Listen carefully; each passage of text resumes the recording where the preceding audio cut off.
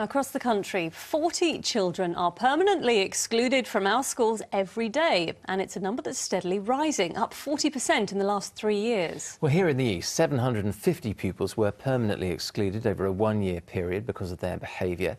But the rate varies hugely from county to county. Yes, in Norfolk, the rate of permanent exclusions is much higher than the national average, almost double, in fact. In Suffolk, it's in line with the national average, while in Essex, it's well below that. Cambridgeshire has the lowest rate of permanent exclusions in the East and one of the lowest in the country.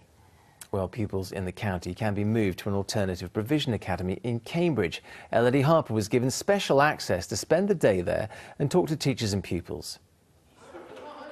Levi lasted 1 week at a mainstream secondary school before being sent here to TBAP Cambridge. That was 3 years ago. He's 14 now and says being here has changed everything for him. I feel like I'm going to go somewhere in life instead of going to prison. Is that what you thought before? Yeah, like when I come to this school I didn't care about anything. Just wanted to do my thing. And you thought you'd end up in prison? Yeah, when I first come here, because I didn't care about anybody. I just wanted to do what I wanted to do.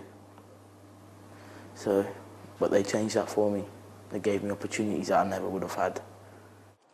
Levi's school is what used to be called a Pupil Referral Unit, a place students are sent when their secondary school can't cope with their needs or behaviour. The entire academy is the size of a mainstream class, just 35 students. Please respect the pens because we need them. Catch. The learning style is very different as most students have problems concentrating. Here, an English class is taught as a fast-paced game show. Things associated with religion. Things to do with religion. Mason? Oh, almost. What we capitalise on is their love of competition, wanting to best one another. So if the lesson becomes essentially a series of games, a series of quizzes to inform learning, that will get the best response from our learners. Bronson Forshaw says many of his students have unimaginably difficult lives. So something that we're taught very, very early on in alternate provision is that all behaviour is an expression of some sort of unmet need.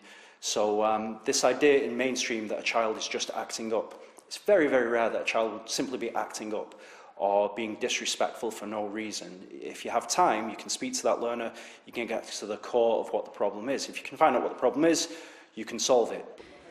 Alicia Randall volunteers as a learning support practitioner. Levi, come on! Her daughter also attends the school after being excluded and has refound her love of learning after long-term truanting. She wants to actually come to school. She's happy to come into school. She's not, you know, like when I go into her room in the morning, oh, school, she's not like, oh, I don't want to go to school. She's just so happy. This positive change is experienced by many children who go to the school. It's a bit scary when you start, but it's fine when you get used to the kids. I like this school better though. What's better about this one?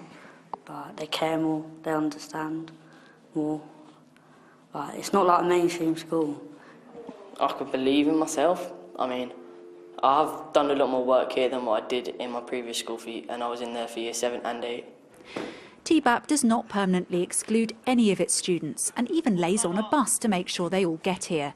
The head teacher says coming here is not about firefighting bad behaviour, but changing aspirations. We've built a partnership this year with Cambridge University. We've got Cambridge University on our doorstep, and a lot of our young people didn't even realise there was a university in Cambridge, let alone go to a university. So you know, we want to provide them aspirations. We tell them on a regular basis that they're going to succeed.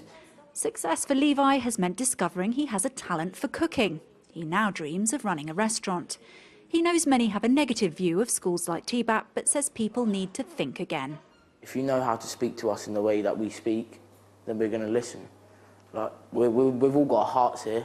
It's not like we're all just going to come up to you and start punching you and stuff. Like, we all care about each other. It's like a big family at this school.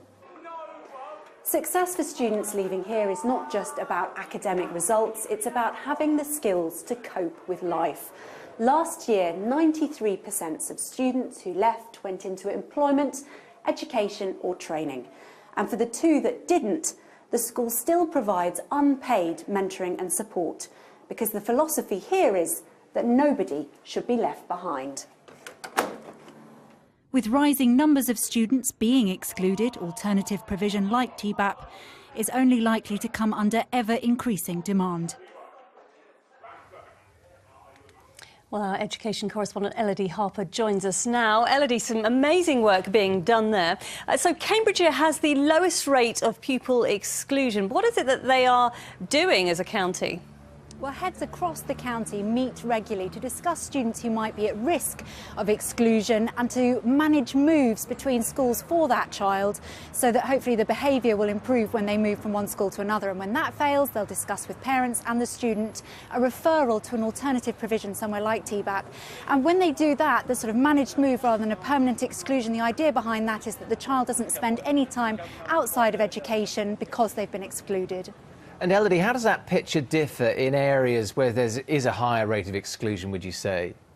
Well, yes, in Norfolk, as we heard, there's a very high rate of exclusion. And what heads would say in schools where exclusion rates are high is that actually you have to balance the needs of the one student who's perhaps being very disruptive against the learning and safety of hundreds of other students in the building. And they can be quite unapologetic that permanent exclusions can be necessary. And tomorrow, in fact, we will be filming in such a school that has a very strict policy on exclusions and very strict policy on behaviour and discipline in general. Students there have to be completely silent between lessons, and we'll also be hearing from some of the region's MPs about the issue of what they think the future holds in trying to reduce the number of students.